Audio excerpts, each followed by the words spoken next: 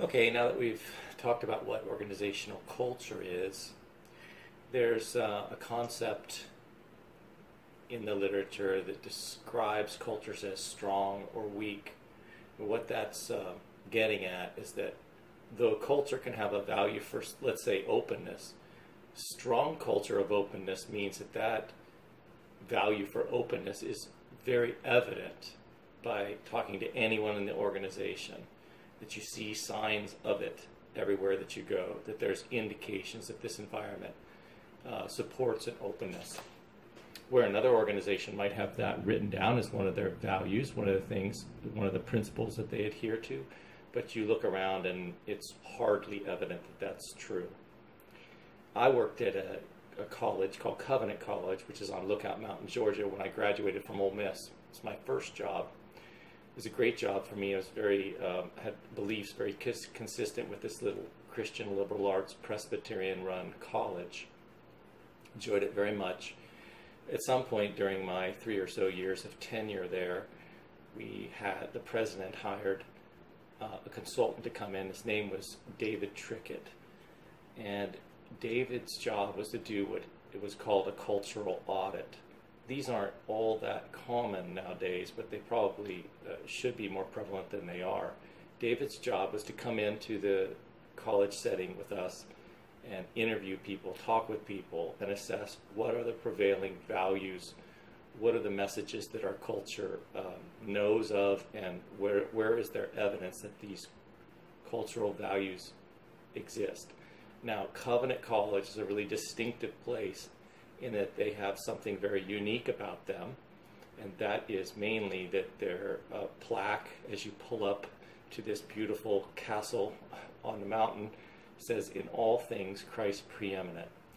And what that means for this university, for the college, is that as Christians, we will do scholarship in a unique way. This might have much impact or meaning for you, but it did for the members of the organization and for the parents who sent their children there.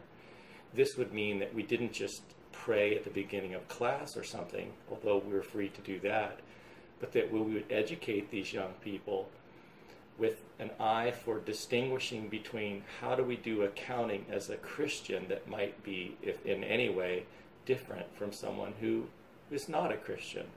Our point is that if our faith is real, it will have legs. In other words, it will have an effect on how we live our life. So it's very important to us. We had a reading list of a whole bunch of books, 5 main books.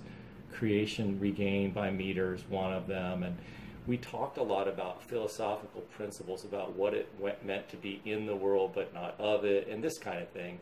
It was crucial to our identity and fundamental to the culture that we aim to build and support. It went back all the way into the history of the foundations of Covenant College, and it was very meaningful. David came in and interviewed all of us, sometimes in groups. I was a member of a group of 3 or 4 people when I talked with him.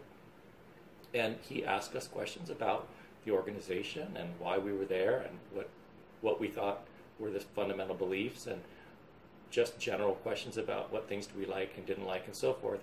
When his report came out, we were all rather stunned because we were convinced, at least as a faculty of about 40 men and women, that his findings would be that we have a very strong identity and a very strong culture that cultivates the growth of young Christian minds, and that we integrate this in our teaching.